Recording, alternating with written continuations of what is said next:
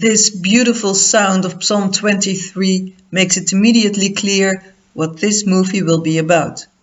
I'm gonna tell you something more about the Psalms. My name is Angela Berben. I'm a deacon in the Anglican Church in the Diocese of Europe. The Book of Psalms is a Bible book with 150 prayers, and these prayers are meant to sing. It are songs. And they are important in our liturgy. The prayer services always contains psalms. And that's a very old tradition that goes back to Jesus himself. In the time of Jesus, people went to the synagogue every Saturday, and devout Jews prayed every day a few times. And what did they pray? They prayed psalms. When Jesus and his disciples prayed, we think about the psalms. Besides that, Jesus learned his disciples to pray in a different way to express their feelings, and he taught them the Our Father, and that fits completely in the tradition of the Psalms. After Jesus' death and resurrection, the disciples continued their lives as Jews. They went to the synagogue and prayed the Psalms. They read the Old Testament, and they told each other the stories of Jesus. This is the start of our liturgy. Our liturgy starts with the Psalms. First, I'm going to tell something about emotions in the Psalms. And then I will show you that Psalms are songs meant to sing. And at last, I will tell you about poetry in the Psalms. The Psalms are about emotions, and all emotions are expressed in the Psalms. Joy, sadness, fear, loneliness, anger, love, trust, expectation, guilt, despair. We can recognize them all. Let's take a look at some verses. Let's take a look at Psalm 122. I rejoiced with those who said to me, "Let us go to the house of the Lord. Our feet are standing in your gates, Jerusalem." Well, the Jews prayed this when they traveled to Jerusalem for the yearly pilgrimage. Maybe they had a donkey or they walked, and then you see from far, you see the city, the gates and the walls. And then they pray this. It expresses joy. Everybody remembers moments that you were eager to go somewhere. Well, I remember such a moment that I got married. I was eager to go to church and to say yes to my husband. Let's take a look at Psalm 51. Have mercy on me, O God, according to your unfailing love. According to your great compassion, blot out my transgressions. Wash away all my iniquity and cleanse me from my sin. For I know my transgressions, and my sin is always before me. Against you, you only, have I sinned, and done what is evil in your sight. So you are right in your verdict, and justified when you judge. Psalm 51 is written by King David after that he sinned. He had sex with Bathsheba while she was still married. He killed her husband, and after that he married her. Well, that's quite a sinful life. It was a big sin, and he wrote this psalm to ask forgiveness about what he has done. This psalm expresses guilt. It is the psalm of Ash Wednesday, when we go to church to think about our trespasses. Everybody remembers moments in life that you must admit that it was wrong what you were doing. Let's take a look at Psalm 27. Though my father and mother forsake me, the Lord will receive me. Teach me your way, Lord. Lead me in a straight path, because of my oppressors. These verses expresses loneliness and trust. Trust in the Lord, even when everybody is leaving. When your parents died and you are into a divorce and that's not all, you lose your job, you are feeling miserable and lonely, and you're so worried. Maybe you have experienced something like that, or you have seen it in somebody else's life.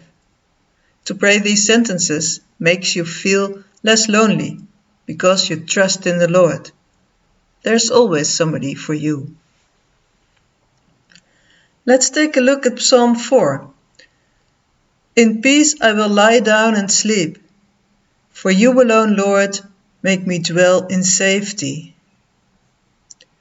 This is a prayer before night's rest.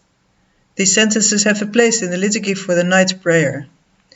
And the emotions are peace and trust. When there is peace in your life, well, it's easy, then you have a good night. But when you worry about things and you can't sleep, it's a good idea to pray these sentences. Trust in the Lord. The Psalms are songs. If you read the Hebrew text, you will recognize a rhythm. Together with the instruments, the Psalms are meant to be sung. You can even dance on it.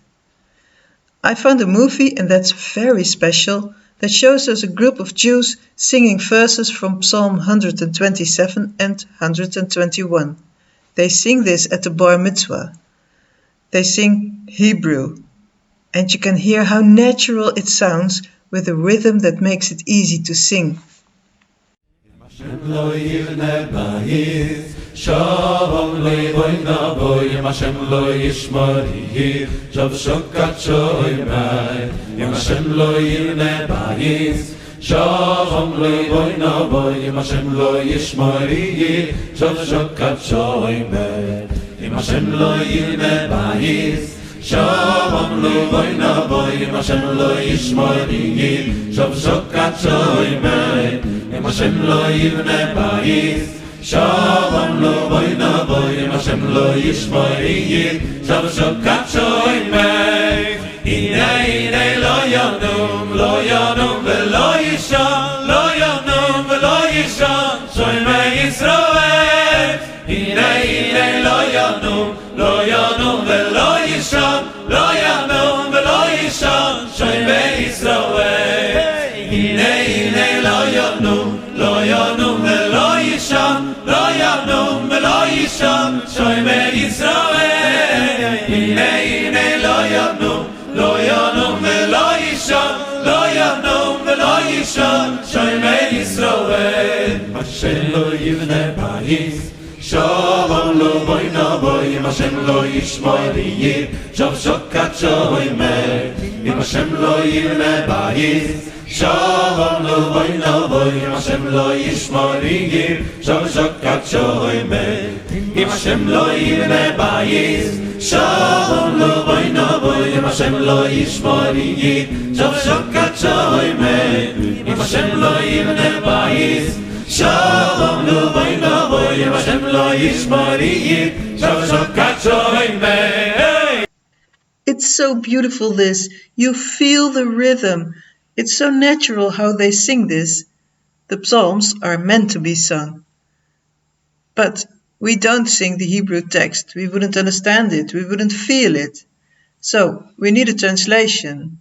If we sing the Psalms, we need a translation. We need to do it in our own language. And in a translation, the rhythm disappears. There are two solutions for this problem.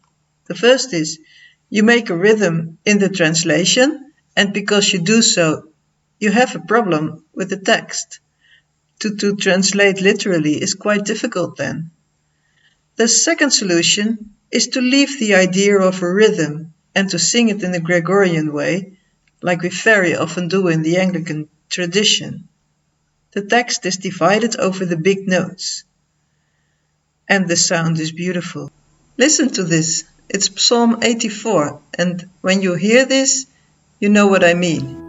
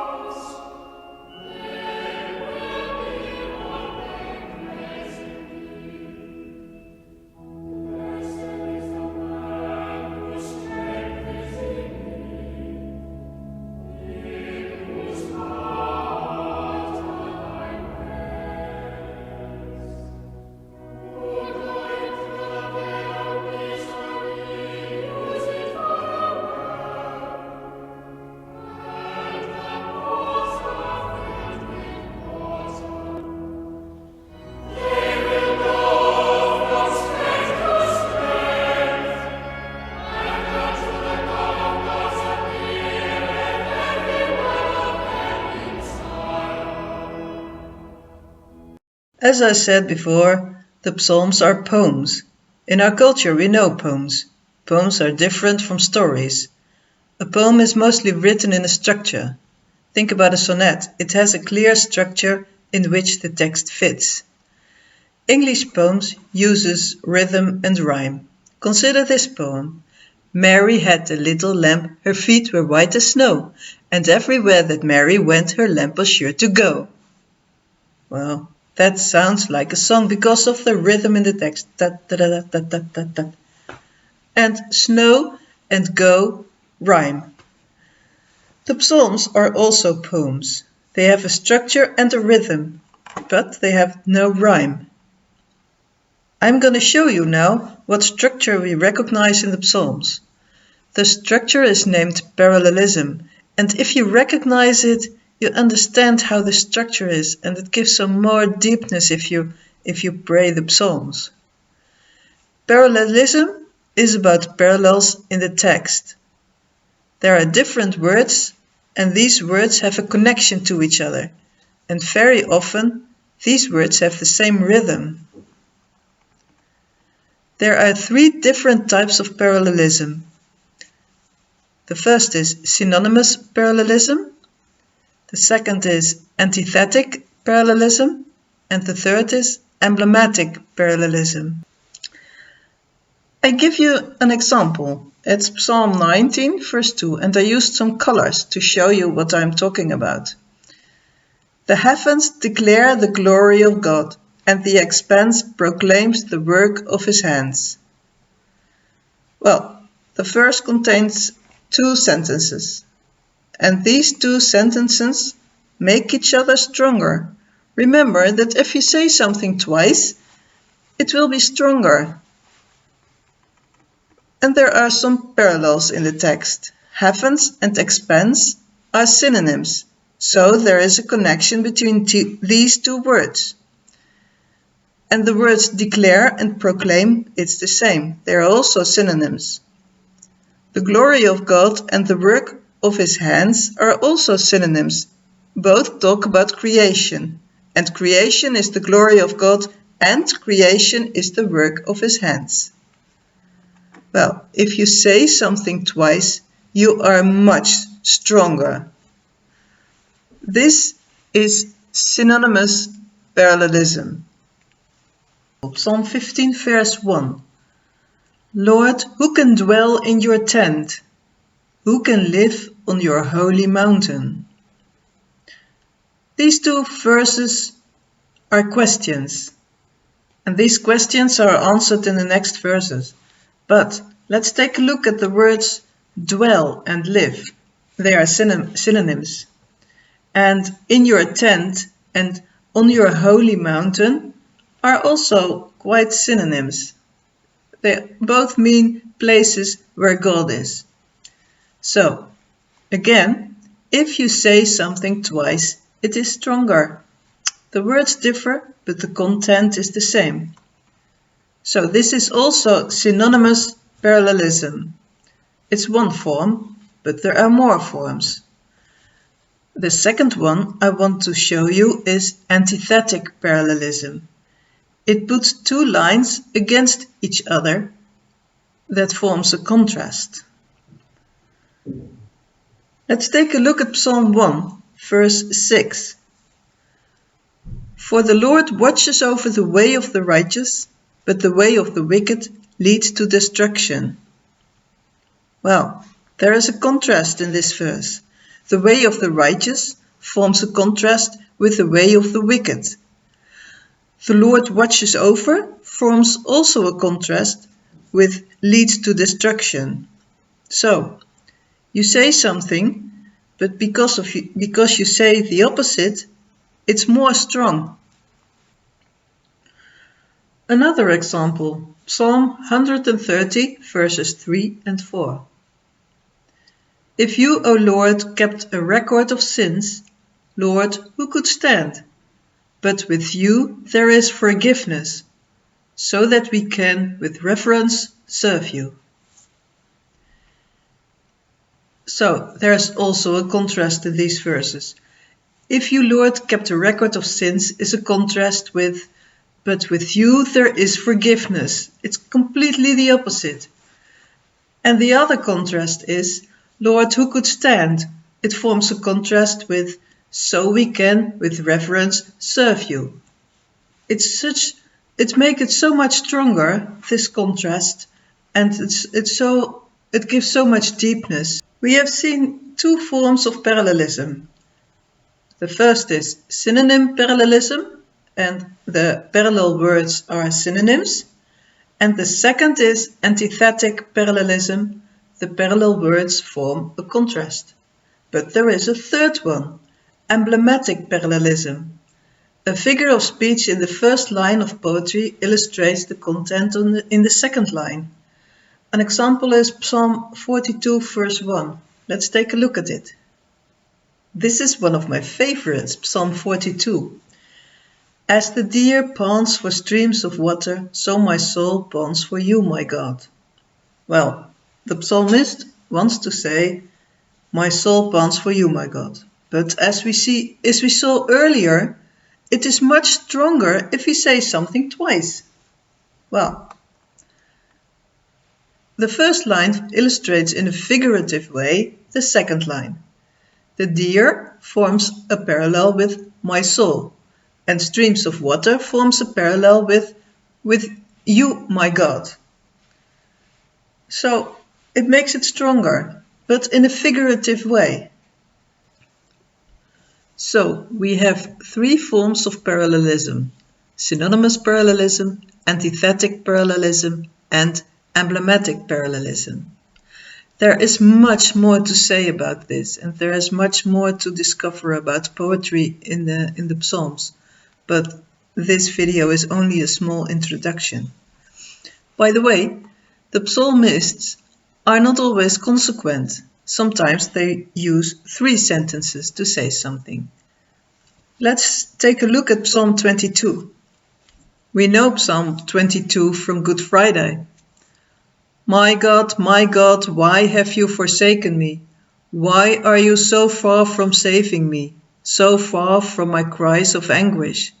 So, there are 3 questions, and these 3 questions are similar. And the psalmist chooses to ask the question 3 times to emphasize it. It's more often in the Psalms.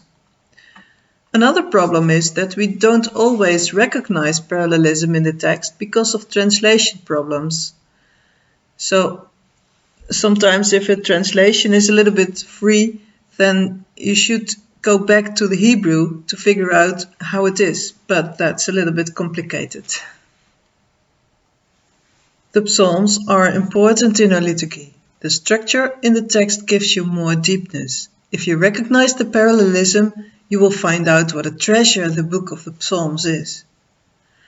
The Psalms express every emotion: joy, sadness, fear, loneliness, anger, love, expectation, guilt, despair, and there are many more which I don't know. So if I pray a psalm, I recognize the sentences, and I pray because it resonates with things that happens in my life. A couple of years ago, I went through the very difficult time. The psalm I prayed the most was Psalm 121. I lift up my eyes to the mountains. Where does my help come from? My help comes from the Lord, the maker of heaven and earth. It is so helpful to know that there is help in difficult times. The Lord is always with me. Another example, everybody knows Psalm 23. Why? Because it's so comforting. In every funeral, Psalm 23 is read or sung. Even though I walk through the darkest valley, I will fear no evil. For you are with me, your rod and your staff, they comfort me. Well, how comforting is it to know that the person you loved so much is in the loving care of God. Well, I hope you enjoyed this video, and I really hope that you enjoy to pray psalms. It gives so much more deepness in your faith.